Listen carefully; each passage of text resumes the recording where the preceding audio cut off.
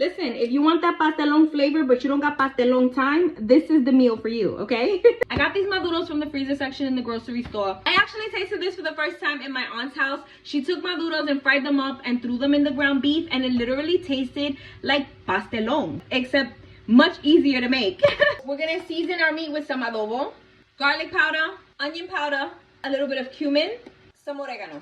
Finally restocked on some black pepper, so some black pepper. Chop up all my ground beef and mix in those seasonings at the same time. I almost forgot some paprika.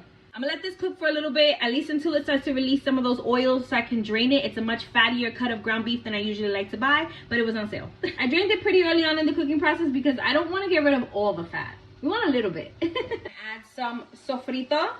That already smells so good. Here I have about 1/4 of a red and green bell pepper and half of a small onion and also 1 pretty big garlic clove. I want my veggies to get nice and soft, so I'm just gonna pop a lid on this and let it do its thing for a minute. According to the package instructions, you can make these on the stove, you can do it in the air fryer, the microwave, in the oven. What I'm gonna do is, they're still a little frozen, but I'm gonna be able to chop through them. So I'm just gonna chop them up and I'm gonna throw them in there now. A little bit more than half the pack, and I'm gonna throw them in there. If I feel like I need more, I'll chop up a few more and put them in there too.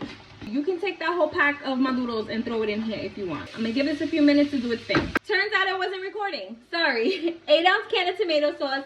Fill that can up twice with water. Once to get it all out, and another one just because we need a little extra water in here. I just wanted to have some liquid so that it can reduce down and thicken up again, you know? I'm gonna season this with a little bit of beef bouillon and a packet of sazon, whatever sazon you prefer to use. And of course, I've said this a million times, I don't like olives, but it needs it.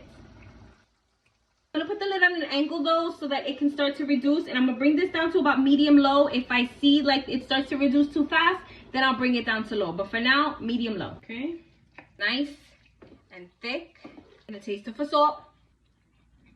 Let's plate her up. Made a little old school iceberg and cucumber salad to go with it, with just a quick vinaigrette that I did with some oil and vinegar and a little bit of lime juice, salt and pepper.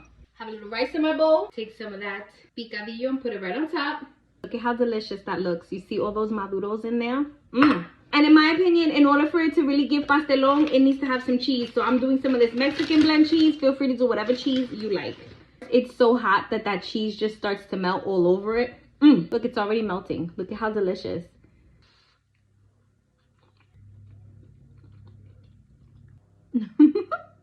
Because I chose to heat those maduros with the meat, you really get that sweetness from the maduro and that salty meat. Sweet and salty just gonna hit every time. Every time. Take a bite. Here. Go ahead. So good.